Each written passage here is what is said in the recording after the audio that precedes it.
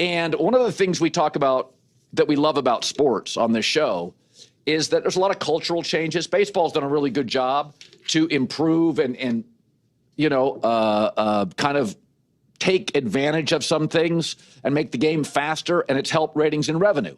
So the NBA got into for a kind of a stretch, especially when LeBron would move around to Miami or Kevin Durant would move to the Warriors, where you just had like 3 Hall of Fame players.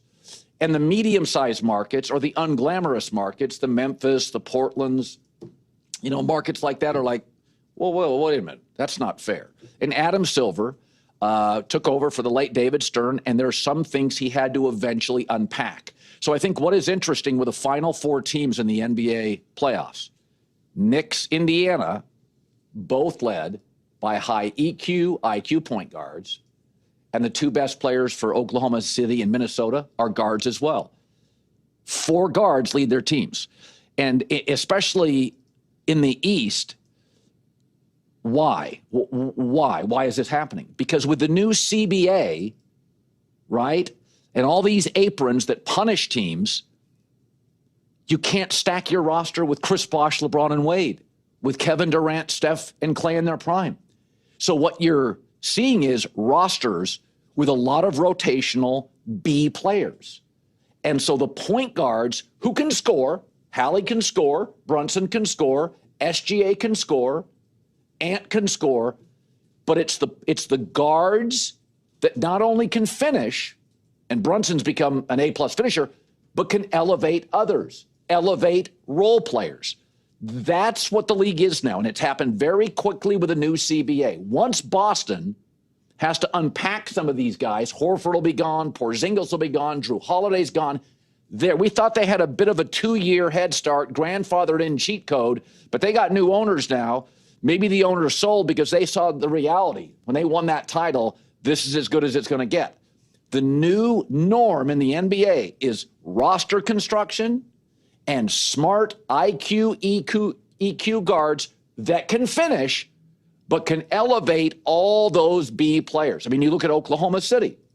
SGA is your A. Everybody else really plays a role. You saw Caruso yesterday, how valuable it was. Look at Minnesota. It's Ant, but Gobert doesn't score. Julius Randle's just now emerging as a 2. Mike Conley past his prime. Naz Reid, defender, athletic, undrafted. You start looking at all these teams now.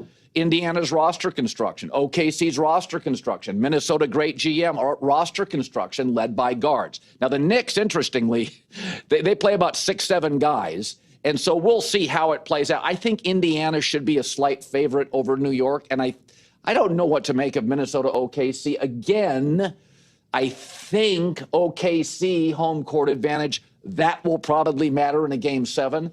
But I think we're seeing a couple of moves in the NBA. So Adam Silver takes over for David Stern. He can't make all these moves immediately. It had become a 3-ball shooting league.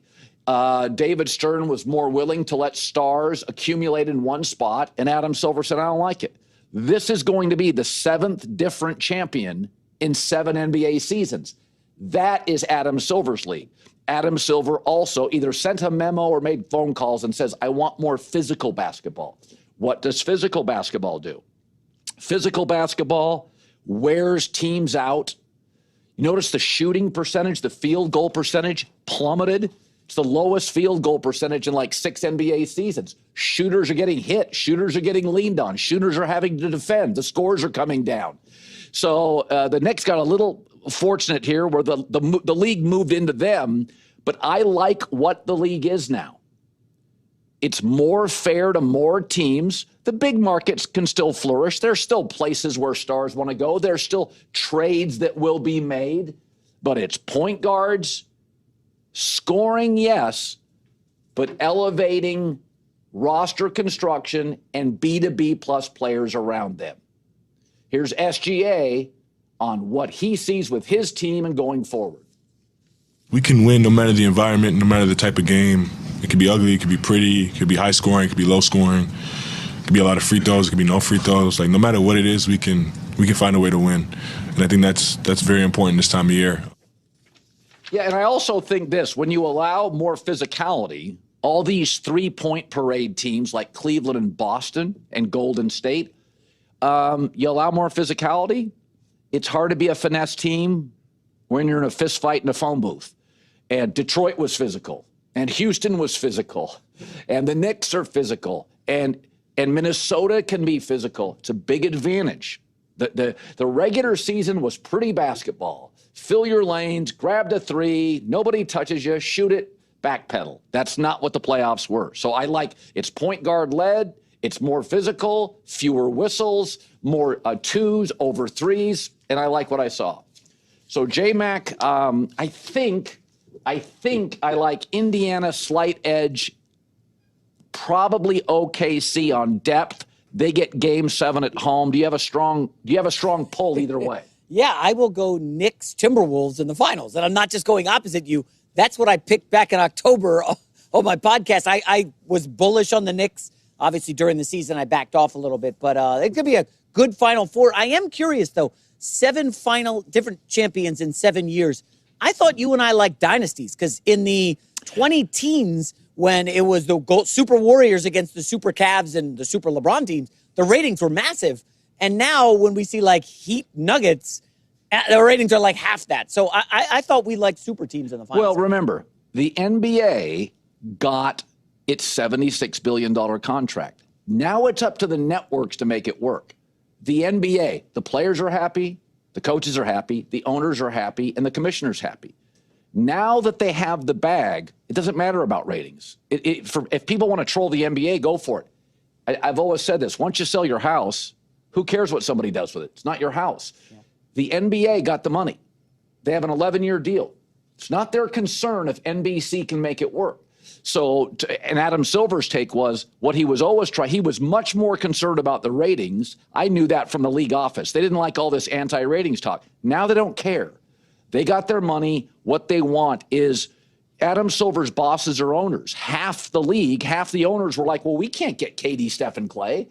We can't build a roster like Boston. We're not a huge marquee franchise. And so he had to, that's who his bosses are.